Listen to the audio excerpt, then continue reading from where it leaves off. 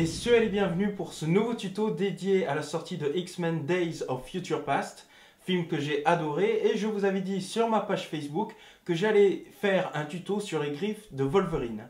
Alors, il y a des plans spécifiques où on voit les griffes sortir, et ensuite les plans où l'acteur se bat avec, et là c'est les griffes qu'ils ont fait et que l'acteur tient. Mon tuto sera dédié au plan où on voit les griffes sortir des mains ou rentrer, et vous allez avoir besoin de modèles 3D que vous allez pouvoir télécharger sur les descriptions de ce tuto. Téléchargez donc ces modèles 3D, vous allez pouvoir ensuite y intégrer ces griffes grâce à After Effects, au tracking de Mocha et enfin la 3D intégrée et animée grâce au plugin Element 3D qui est payant mais qui est énorme, que vous allez pouvoir entièrement animer dans After Effects. Donc je vous invite, si vous voulez faire après les plans avec des griffes que vous tenez, à aller voir ce tuto en bas à gauche pour pouvoir faire vos griffes, les vraies griffes que vous allez pouvoir tenir. Et c'est parti pour mon tuto pour faire les griffes qui sortent des mains. Bien, vous venez de voir donc mes petits tests de griffes. Je pense que ça parle plutôt bien par rapport à ce qu'on veut faire. C'est pas forcément incroyable, mais bon, voilà. Au moins, j'ai fait mon effet. Donc, nous allons lancer After Effects. Quel que soit l'After Effects, ça marche aussi bien avec le CS3, CS6, CS5, voilà. Donc, vous lancez votre version d'After Effects et nous allons importer directement ma main. Donc, je choisis ce plan parce que c'est celui qui bouge le plus pour que vous ayez vraiment, vous voyez la qualité notamment du tracking après dans Mocha. Donc, je crée une composition. Alors, on voit la main, ok. Donc, bon, le petit mime, c'est assez important, ça donne un petit peu plus de force à la sortie des griffes. Donc, si vous pouvez le faire, voilà, on sent déjà le...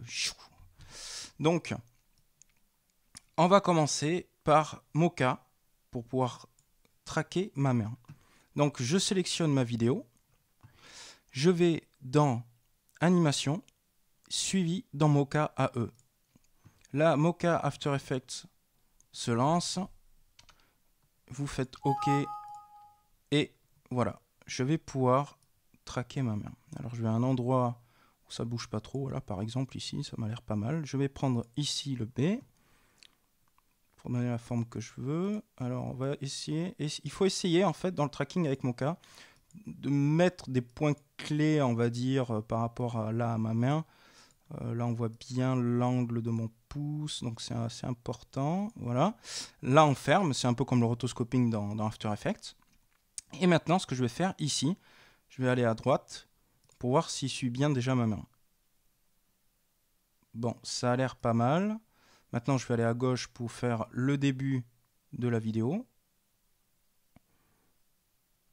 Bon, alors là, ça foire un peu à la fin, mais on s'en fiche un peu parce que ce qui nous intéresse, c'est à partir du moment voilà, où je sors les griffes. Donc ça m'a l'air plutôt pas mal. On peut mettre la petite grille aussi pour voir à quoi ça ressemble. Là, je fais lecture.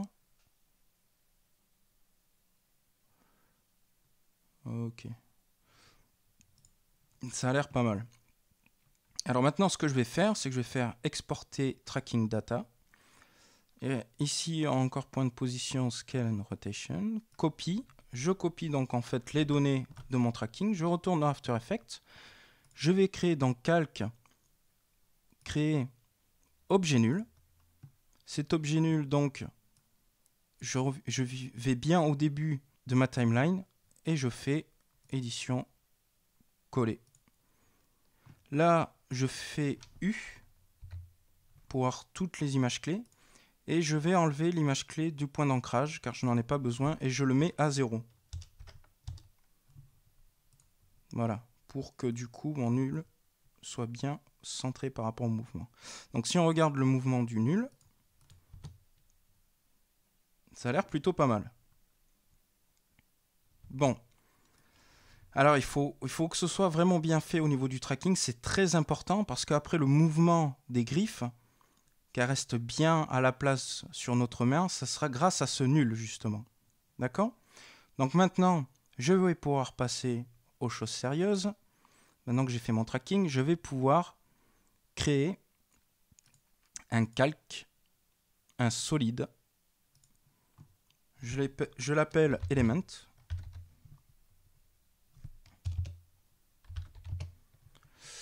La taille de la composition. Et maintenant, je vais dans Effet, Video Copilot, Element.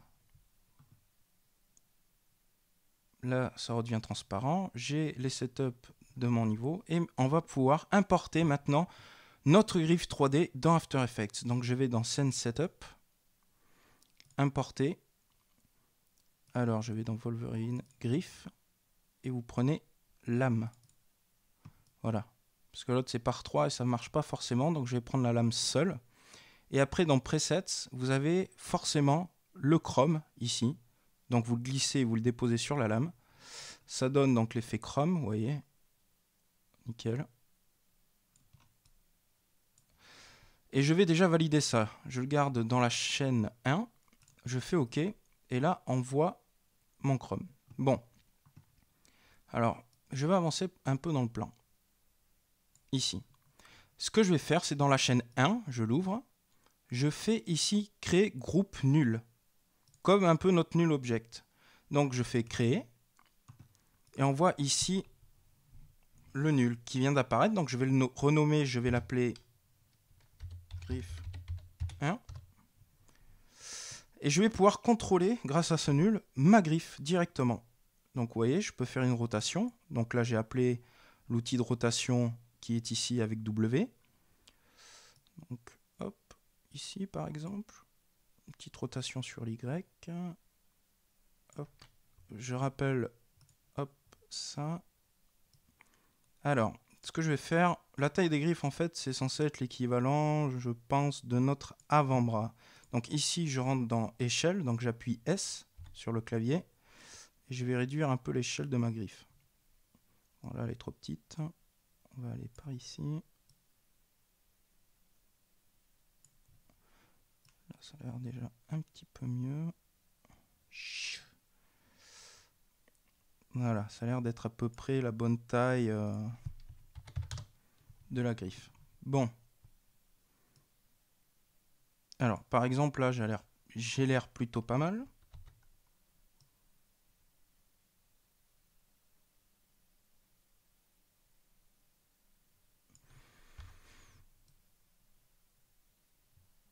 Maintenant que je l'ai placé, je vais tout simplement dire que mon griffe 1, donc le nul de ma griffe, soit parent, avec le petit escargot ici, soit parent à nul 1. Et étant parent apparenté avec cet objet nul, il va avoir les mouvements de mon tracking. Et voilà. La griffe reste bien sur ma main. Bien. Donc je vais pouvoir continuer avec les deux autres. Donc je retourne dans Element, Scene Setup, et je vais dupliquer le modèle 2 fois. Là, la deuxième griffe, je la mets en 2, et la troisième griffe, je la mets en 3. Je valide. Et je vais aussi chacun créer un objet nul pour la griffe. Donc là, on peut mettre griffe 2 et griffe 3. Ce que je vais faire pour commencer, pour gagner un peu de temps, je vais prendre l'escargot, je laisse la touche Shift appuyée et je l'apparente à griffe 1. Tac. Pareil pour lui, Shift, griffe 1, tac. Et j'ai plus qu'à les bouger comme ça en fait. Ça me fait gagner un peu de temps.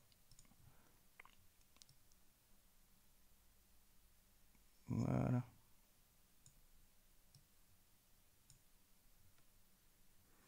Ça c'est pas mal. Donc ensuite on va prendre griffe 3. Faire une petite rotation.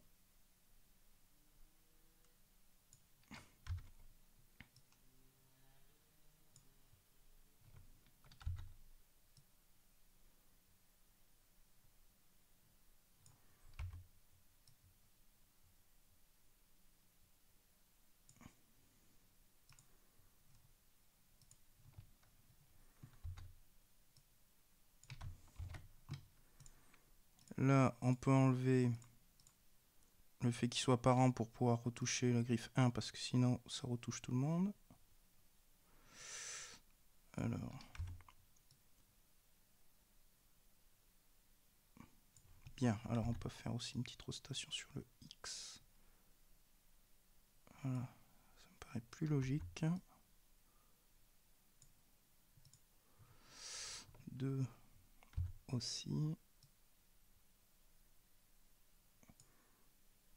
Et 3 aussi.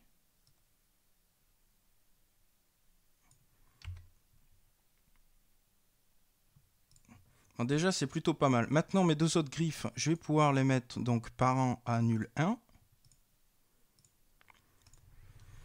Et là, si on regarde déjà, un petit rendu.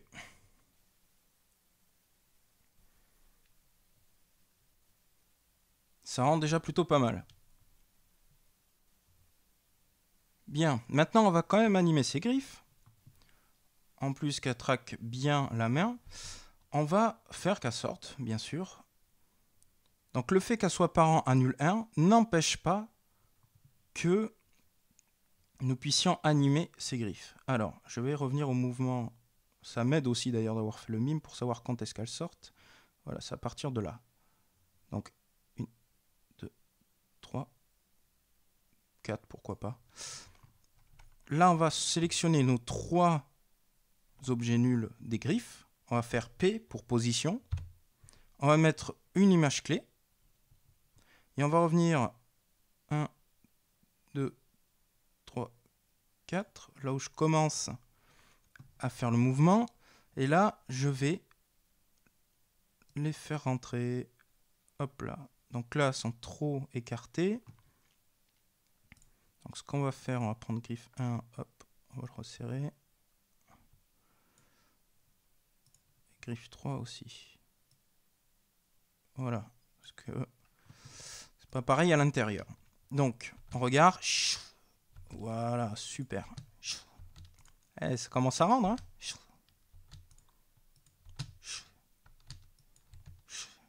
Bon, ça rend plutôt bien. Maintenant, il va falloir cacher ces griffes. Donc, avant, on n'a pas besoin d'éléments et tout ça. Donc, on peut les raccourcir tout ça jusqu'à la première image clé. Et ce que je vais faire, c'est que je vais dupliquer ma main, enfin la vidéo du moins, la mettre par-dessus Element, et je vais détourer avec ma plume ma main. Donc on peut faire ça, hop, hop, hop, hop. Donc là, on va suivre grosso modo mon bras. Voilà. Ici, on fait F pour un côté d'un peu arrondi, un peu de flouté sur mes rebords en fait. Si on avance un petit peu, vous voyez que la coupure ne soit pas trop violente. Et M pour masque, pour mettre une image clé sur le tracé de mon masque. D'accord? Ou alors si on rentre dans masque, c'est ici, tracé du masque. On voit l'image clé ici. Donc on va avancer un petit peu. Hop, on fait sélection. Je bouge un petit peu. Je fais image suivante. Je rebouge un petit peu. Re-image suivante. Et re-image suivante. Là, je crois que c'est fini. Ouais, là, le mouvement est fini. Donc, on n'a pas besoin du reste de la vidéo. Et pas besoin du début non plus jusqu'à la première image clé. Voilà. Donc, si on regarde, super, ça sort. Donc là, je vais tourner un petit peu mes griffes. Voilà, parce qu'elles sont bien en face. Hop, tourne Z, tac, et tac, voilà.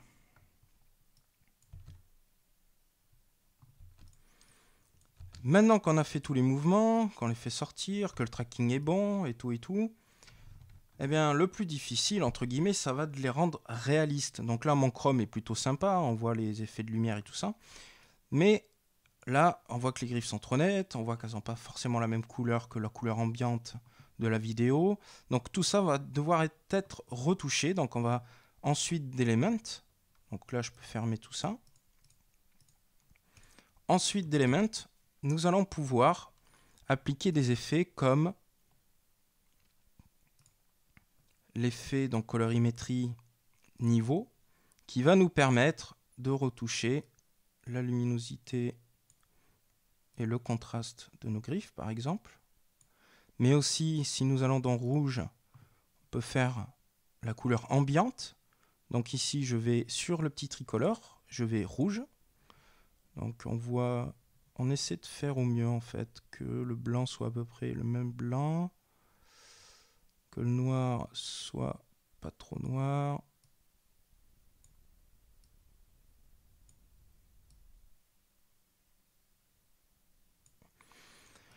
Ensuite on va dans vert, pareil ici, vert.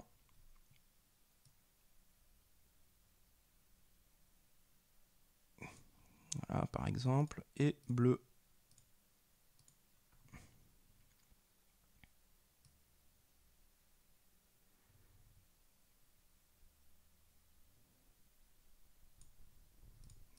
On revient dans RVB et voilà, on voit à peu près la couleur, donc c'est plutôt pas mal. On va réduire un petit peu le rouge.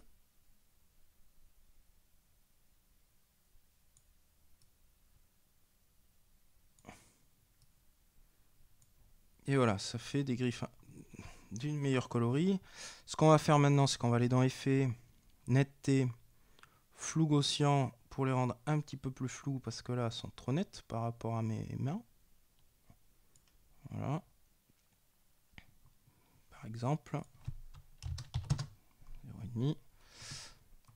Ensuite, on peut faire aussi effet bruit et grain, correspondance du grain.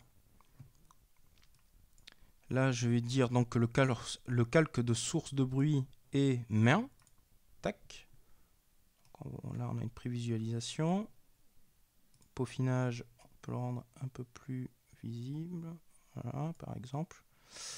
Là, on fait résultat final. Tac. C'est un petit peu trop fort, ça.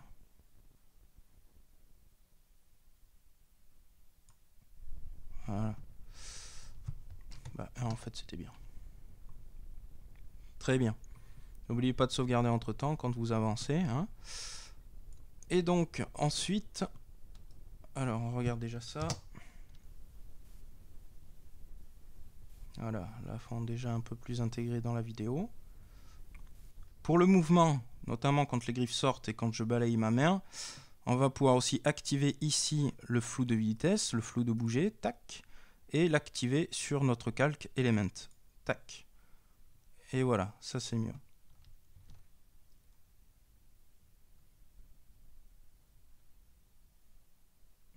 Ensuite, il est censé y avoir un peu d'ombre par rapport aux griffes sur ma main. Donc, je vais créer calque, créer solide. Ok. Là, le solide, je peux l'appeler ombre. Je ne le rends pas visible. Je le garde sélectionné par contre. Je vais le mettre en dessous d'Element. J'appelle mon plume et je vais dessiner entre guillemets une ombre autour de mes griffes.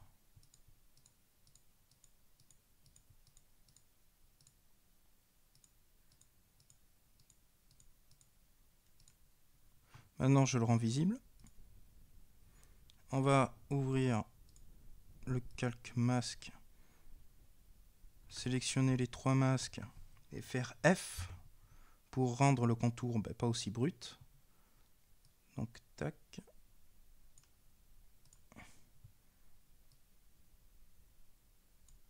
Tac.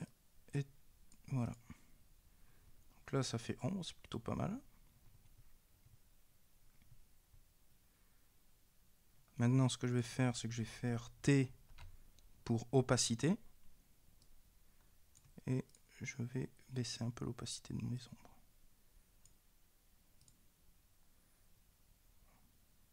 Là, c'est pas mal, par exemple. L'ombre aussi, vous l'apparentez à nul. Hop là. Comme ça, pas de modification tout le temps à faire.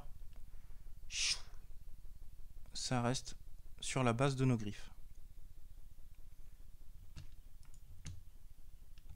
Alors, par contre, pareil, à partir de la première image clé, voire même plus tard, mon ombre sert à rien. Voilà. Tac. Un petit rendu.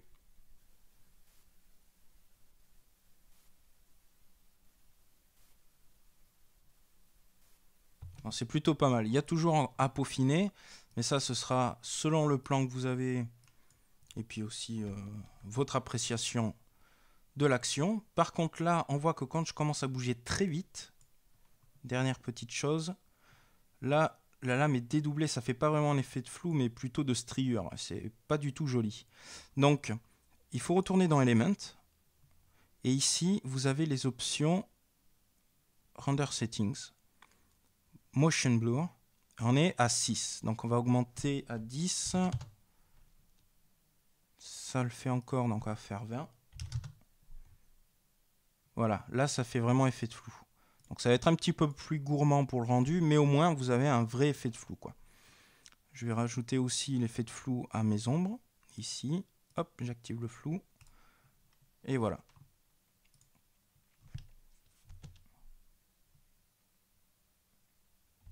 Un petit rendu.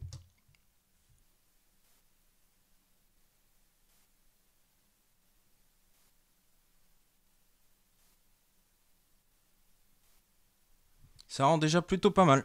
Voilà. Donc vous avez en fait les bases en main pour pouvoir vraiment faire des griffes qui vous sortent des mains. Avec donc le tracking pour Mocha et l'intégration 3D grâce au plugin Element 3D. Et bien voilà, j'espère que ce tuto vous a plu, que vous allez vous éclater à faire peut-être un fan film sur Wolverine. En tout cas, j'espère que ça vous a appris plein de choses aussi dans le côté technique de nos logiciels. En attendant, eh bien, je vous remercie d'avoir suivi ce tuto et je vous dis à très vite pour un prochain tuto.